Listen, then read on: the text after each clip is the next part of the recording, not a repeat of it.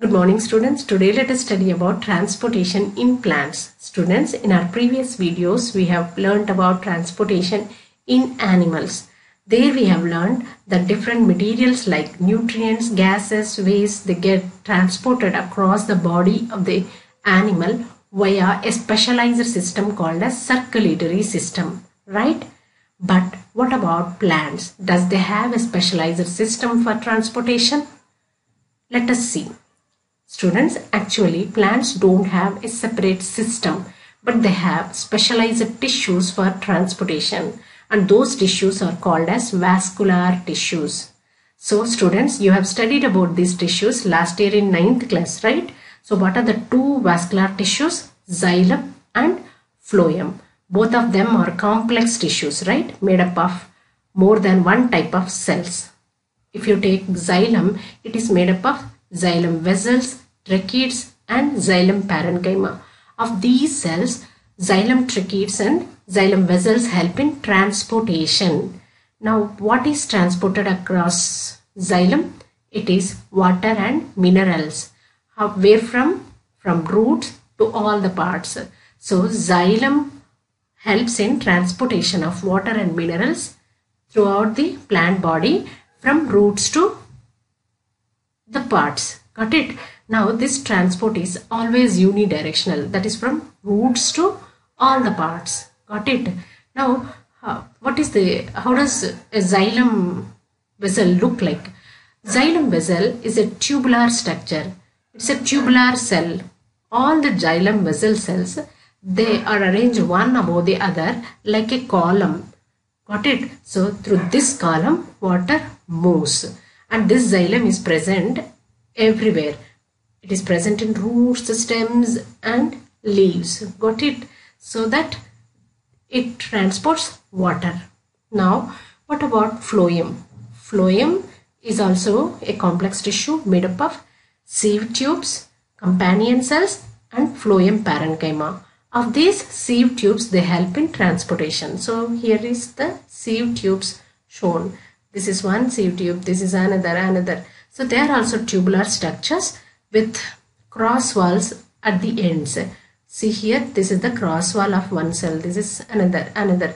And these cross walls are perforated, means they have holes. Through these holes, they transport materials. And what materials they transport? It is food materials that are made by leaves. What is the food made by the leaves? It is starch. But starch being very big molecule, because it is a polymer, plants cannot transport starch.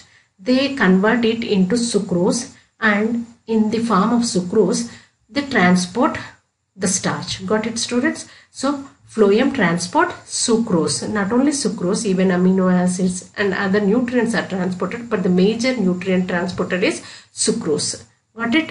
Now, where from the transportation starts? Because leaves are the sites of food synthesis, it starts from there. So from leaves to other parts of the body, the phloem transports sucrose. Got it? Now, what about the nature of transport? It is bidirectional. Unlike xylem, transportation may occur in both the directions, from top to bottom and bottom to top. Got it? So this is about xylem and phloem, students. Now let us see the arrangement of these tissues in various parts of the plant. So this is root tiers, stem tiers, leaf tiers. In root, at the center, if you see, the xylem and phloem, they are arranged alternately. See, the blue structure is xylem, yellow is phloem. Blue and yellow are alternating each other. So this is alternate arrangement. Then if you take stem, xylem and phloem, they form bundles, several bundles. This is one bundle, another bundle, another bundle. In each bundle, xylem is towards center. The red color one is the xylem and yellow one is the phloem. Got it? So this is the arrangement in stems. If you take leaves, here the xylem and phloem, they form a bundle at the center, and in the bundle, xylem is towards upper epidermis, phloem is towards lower epidermis. Got it? This is the arrangement. So xylem and phloem, they are present in roots, stems and leaves. They start at roots and continue in stems. Then from stems they continue into leaves. Got it, students? I hope you understood the arrangement.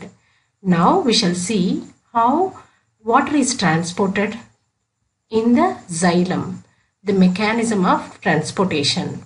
So students, for that first we have to see how water enters into the root system, and then we will understand how water is transported in the xylem vessel.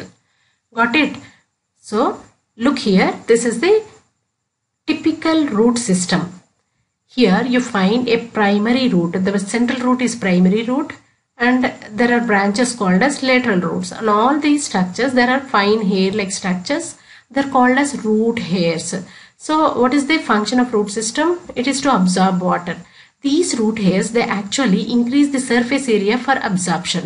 See here, if this root alone is present, this is the only surface area available for water absorption. But if these are also present, so they provide surface, extra surface for the absorption. Got it? So ఈ route మాత్రమే ఉంటే ఇది మాత్రమే surface area absorption కి. అదే ఇవి కూడా ఉన్నాయంటే ఇక్కడంతా కూడా అబ్జార్బ్ అవుతుంది and more water is taken inside. Got it? So root hairs, they help in increase in surface area, and they are the main structures of absorption of water. Got it, students? Now let us see the relationship between root hair and soil water, how root hair absorbs water. So for that, take this longitudinal section. So niluga cut chesinappudu, this is the picture anamata. So this is the epidermis, outermost layer of the root, that is epidermis. Inner to it, it is cortex, and innermost is xylem. If you go further, you find phloem here, right?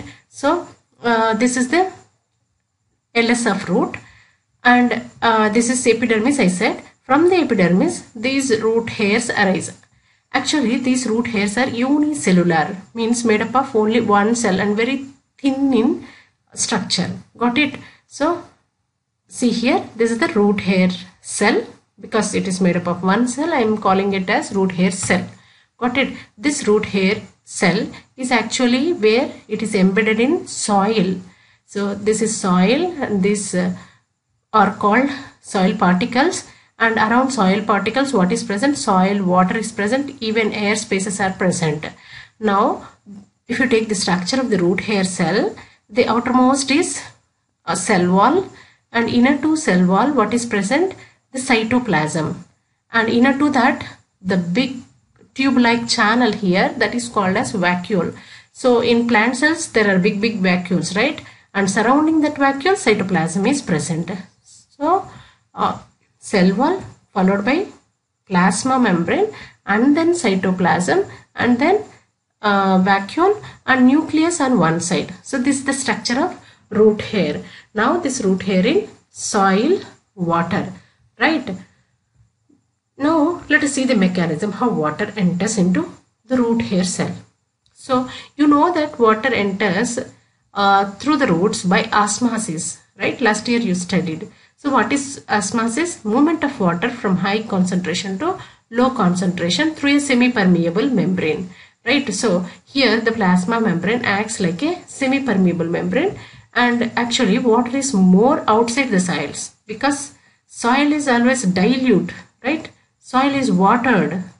So when you compare with the cell sap, means cytoplasm concentration, the water concentration is more outside in the soil. So water from soil enters into the cell of root hair, right? So when water enters into root hair cell, what happens? The cell becomes dilute. ఏమవుతుంది? Cell dilute అయిపోతుంది. So this cell now has more water. What about the adjacent cell, that is epidermal cell? It has less water.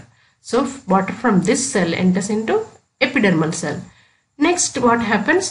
There occurs difference between these two cells. So this cell has less water, this cell has more water. So water moves into this cell. Likewise, it moves further and finally reaches xylem. Got it, students? Now, this is how water enters. So how water enters? It is by osmosis, movement from high concentration region to low concentration region through semi-permeable membrane. So we have seen the entry right?